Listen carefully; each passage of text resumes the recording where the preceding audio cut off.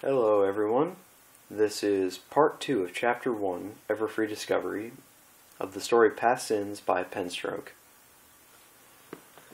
Needing to be sure the books were okay, Twilight carried the bags to the center of the clearing and opened the flaps. A wave of relief swept across her body. None of the rare books were missing. In fact, nothing was missing, not even the more common texts she had been carrying. It was a discovery that brought a smile to Twilight's face as she levitated the bags overhead and settled them down on her back. Perfect! Now to just teleport myself back to the library and... Shoof. Twilight froze. Her eyes narrowed and her ears stood erect. She turned her head and focused on the source of the noise. It was a single bush located on the edge of the clearing. Something was moving around inside the foliage just out of sight, causing the leaves to rustle. Almost instantly, Twilight's mind jumped to the worst-case scenario. She could imagine a cultist leaping out of the bush to hog tie her again, and this time, when they cut her, they would do far worse.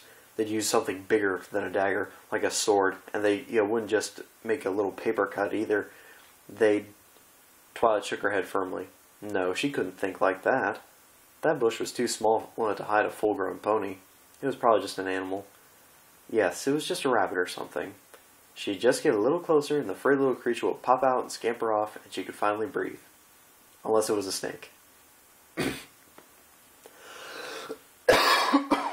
Sorry. Oh, if it was a snake, she was going to scream. Inching closer to the bush, Twilight made each hoof step as silent as possible.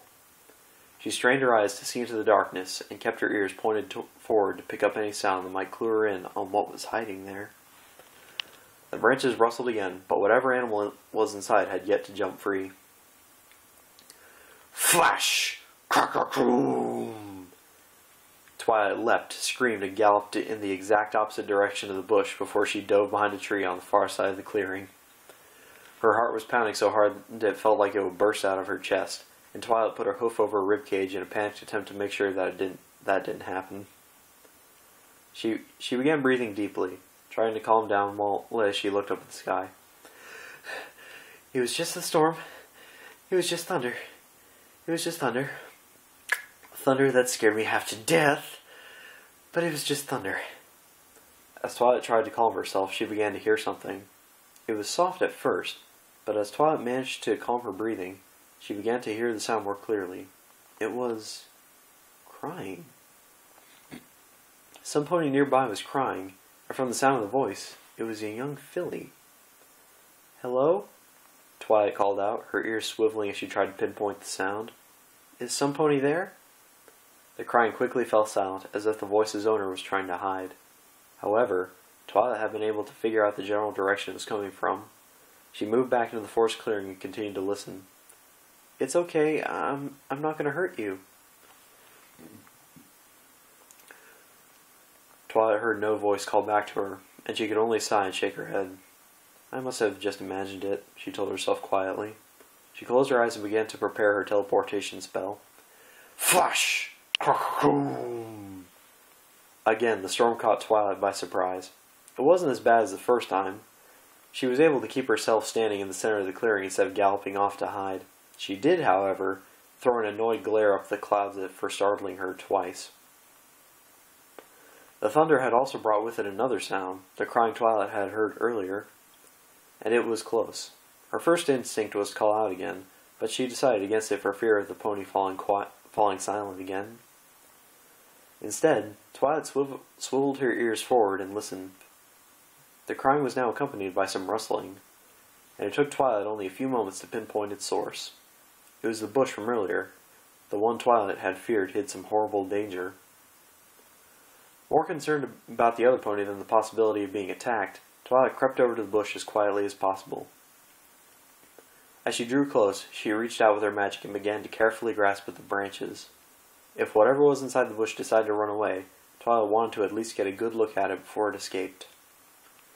When she was standing beside the bush, Twilight swallowed nervously and braced herself. She shoved the branches away and shut her eyes tight, a small part of her still expecting some pony in a cloak to jump out. When that didn't happen, Twilight cracked open her eyes and looked into the interior of the bush. What Twilight found, however, was nothing like she had expected. A filly as young as Apple Bloom was tangled up in the branches. It looked like she had been there for a few hours, if not longer. She also had nicks and scratches all over her, which Twilight could only guess had been caused by the bush's long, sharp thorns. Normally, Twilight would have reached out to help the filly, but instead she found herself frozen in place, her mind locked up, unable to process the filly's appearance. Her coat was a regal black. She possessed a long, rich purple mane that was currently tangled in the bush's thorny branches. And lastly, the filly not only had a pair of Pegasus wings, but a unicorn horn, making her an alicorn. Yet, it was the filly's eyes that held Twilight's attention and filled her with fear. Those eyes were not shaped like a normal pony's. The turquoise orbs, which should have had round pupils, instead had dagger-shaped pupils. The whites of her eyes were also off. Instead of white, they were a lighter color that closely resembled the color of the irises. Above all, they were eyes Twilight had seen before. They were the eyes of Nightmare Moon.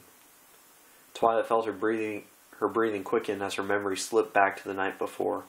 The cult said they were the servants of Nightmare Moon, and they were obviously trying to cast some kind of spell.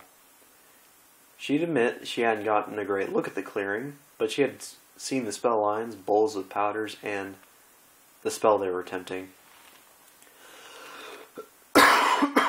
It wasn't some simple bit of magic. To need that much setup, the spell had to be powerful.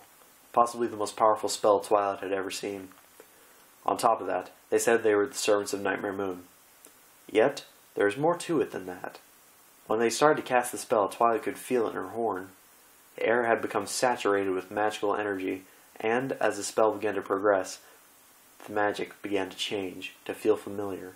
It was a kind of magic she hadn't felt since... Twilight's pupils narrowed to fine points from the horror of the idea she had formulated. What if the spell cast was supposed to bring back Nightmare Moon? And what if it worked? It was insane. It was something that shouldn't work. Yet how else could she have felt such a strong aura of magic in the air? Why else would a filly she had never seen before, an alicorn with such strong resemblance to the infamous Mare in the Moon, be in the same clearing? Was that their goal? To resurrect Nightmare Moon? Did it work? Had the cult succeeded in bringing back Nightmare Moon? Was this Nightmare Moon? It had to be. There wasn't any other explanation for the intensity of the spell nor the appearance of the filly. The crazy cult had actually brought back Nightmare Moon, and Twilight had to warn some pony, any pony. She had to write Princess Celestia immediately. Or better yet, she had to confront this thing before it could get away and hurt some pony. Even if she was the size of a filly, Nightmare Moon was a master of deception and trickery. As far as Twilight knew, this was all just a trick. The alicorn could have simply been attempting to lure some pony into a trap, lying in wait for some pony to get close before attacking. Twilight bristled, furrowed her eyebrows, and glared at the filly. "I know," Twilight began harshly, only to stop abruptly. With just those two words, the filly shrank away, whimpering, shutting her eyes as the bush's thorns left fresh cuts and scrapes on her body. When the filly dared to open her eyes again, she was looking up at Twilight like she was some hungry, pony-eating monster. Twilight had never had any pony look at her like that, and it caused her indignation to cool. She lifted her hoof and reached out as slowly as possible. The result was the same. The filly shied away, whimpered, trembled, and succeeded in injuring herself further on the bush's thorns. It was a reaction of pure fear. Twilight's brain did a little flip-flop trying to process this. Nightmare Moon was one of the greatest threats to Equestria, second only to Discord himself. She was a monster that tried to, at best, scare Twilight and her friends away, and at worst get them killed. She was supposed to be the worst part of Luna's psyche brought to life. And yet, that's what Twilight thought of the insane cult's... At least that's what Twilight thought the insane cult spell was supposed to do. And yet here she was, just a filly tangled in a thorn bush, and Twilight was unable to look away. The eyes that had once looked down on all ponies as if they were nothing but lowly insects were now filled to the brim with fear and pain. Some of the scratches from the bush were bleeding. The filly was terrified, hurt, and she needed help. It's okay, Twilight soothed shakily. I won't hurt you. She wasn't at all sure of what she was doing, but she had to, at the very least, get the little filly out of the bush before she injured herself further. Taking hold of the bush magically, Twilight began carefully snapping away branches piece by piece. The filly winced a couple of times during the process. Any small movement led to a thorn pricking her, but she kept her eyes locked on Twilight. The filly's eyes were still filled with fear, but behind that fear was a flicker of hope that the unicorn who had appeared was not a monster. A few minutes later, with a final snap, enough branches were cleared away for Twilight to gently levitate the filly out of the bush. She brought the filly Nightmare Moon out from the edge of the clearing and set her down in the center, where they both proceeded to stare at each other. Twilight's mind was spinning at 1,000,000 miles an hour, cycling through the same thoughts over and over again. Was this really Nightmare Moon? Was that the purpose of the spell last night? Did it work? How did it work? Could there be a Nightmare Moon without Luna? Were they one and the same? Why was Nightmare Moon so small? Did the spell not work? Was Nightmare Moon just trying to trick her into taking her back to Ponyville?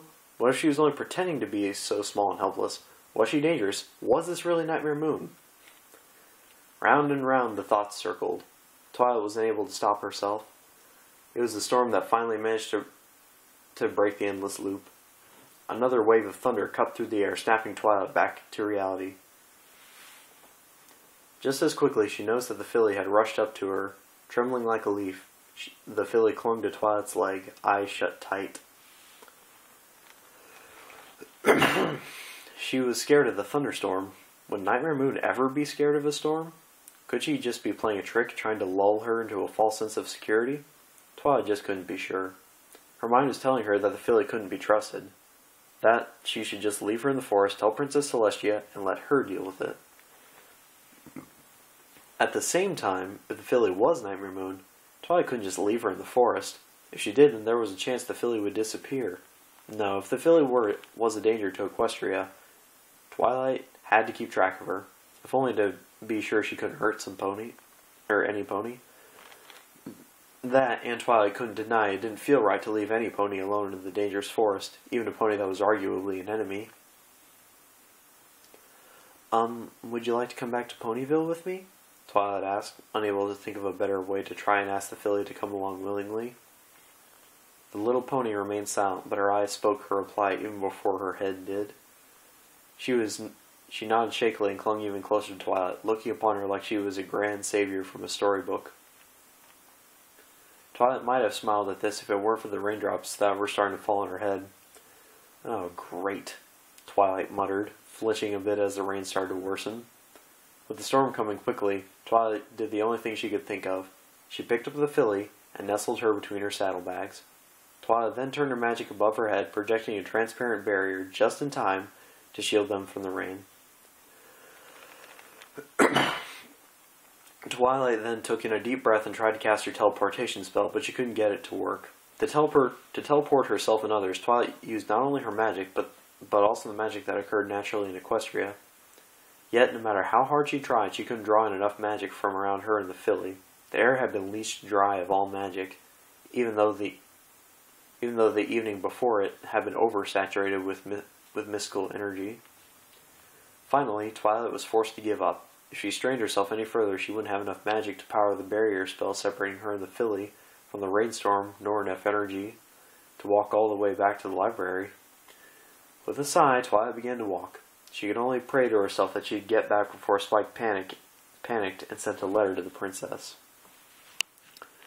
And this concludes part 2 of chapter 1 of Past Sins by Penstroke.